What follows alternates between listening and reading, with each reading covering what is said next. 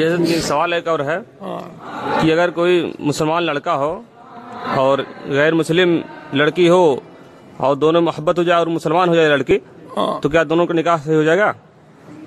ہاں، اگر وہ ایمان لے آئی ہے تو اب اس صورت میں جو ہے اس سے نکاح جو ہے ہو سکتا ہے۔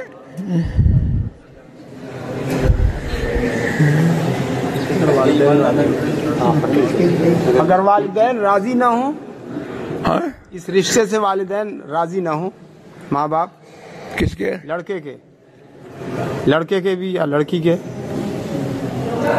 اس سے تو مطلب ہے کہ صحت نکاح پر کوئی اثر نہیں پڑے گا، لیکن یہ ہے کہ والدین کو جو ہے راضی کرنا چاہیے لڑکے کو۔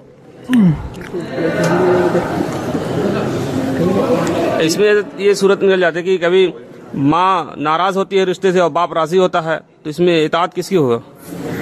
باپ چاہ رہا کہ ہو جائے، مناسب رشتہ ہے، ماں کسی وجہ سے ناراض ہے۔